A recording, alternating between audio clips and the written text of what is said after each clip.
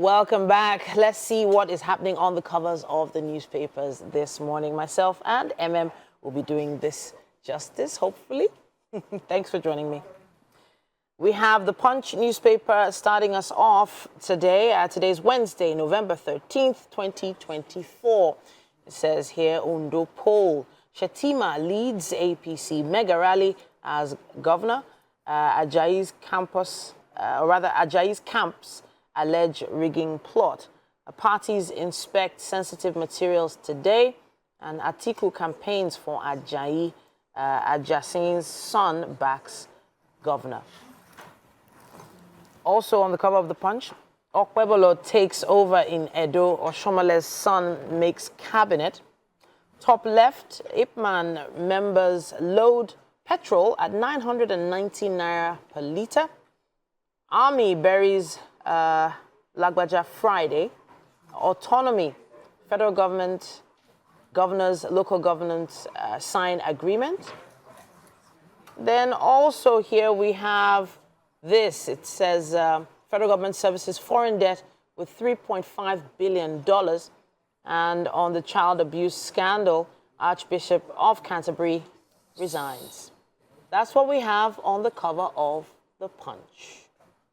And I'll just go through the cover of the Vanguard newspaper, making the headlines here on minimum wage. States in panic mode over NLC's December 1 strike notice. And on the riders here, only 12 states implementing new wage. 24 states yet to implement. 10 states remain silent on implementation. 7 states fail to give commencement dates. 6 states promise to pay end of November. And at the top of the paper here, firms' confidence in economy falls 3.2 index points, says CBN. AI orders to federal government drop defamation suit against Serap. Shetima seeks APC governors in Edo as Okpebolo takes oath of office. Editors call for government intervention to save the media. And at the bottom of the paper here, we have, just there's a picture story here of Okpebolo being sworn in as Edo State Governor. You have here the Justice Daniel Okuagua, the Chief Judge of Edo State, swearing in.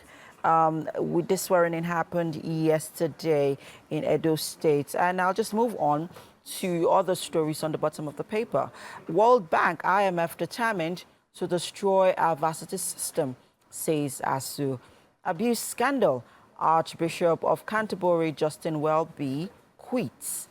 And Ondo Guba, PDP APC trade words over plans to compromise Paul. And finally, 22 Eagles train in Abidjan, ready to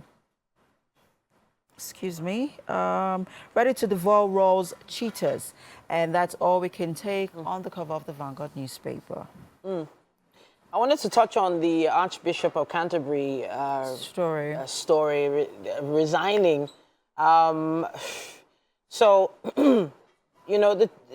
It's all around the story, a lot of speculation around the Church of England covering up sexual abuse by a barrister. There were calls for his resignation, and the report exposed a long-maintained conspiracy of silence against, or rather about heinous abuses of John Smythe. Now, Welby said he believed that wrongly that an appropriate resolution would follow. He was told in 2013 that Smythe had been reported to the police. So, in other words, it wasn't reported to the police, and they sought permission from the king before he resigned as Archbishop of Canterbury. So him resigning it's sort of indirectly because he's being accused of being part of a cover-up, a conspiracy. And it's a very British thing to do, a very, let's say, honorable thing to do, right, to step down from such a role, because it was a very, very big story. All right, let's see the other papers we have here. We have the Nation newspaper as well.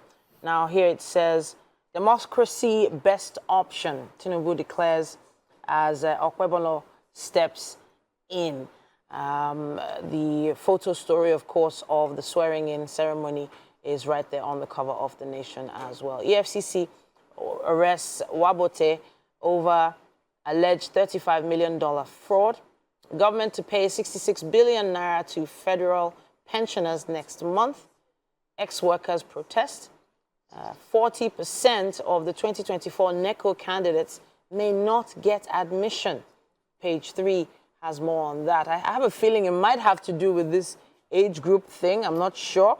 But Circular Road, Makinde raises panel on compensation. And let's see, what else do we have here? Governor to probe exclusion of lawmakers, restores Oba of Benin as custodian of returned artifact, and Osage, Dr. Shomole, nominated as commissioners. That's what we have on the cover of the Nation. All right. I don't think we have any more papers to take right now, and that's all we can take on the front page this morning.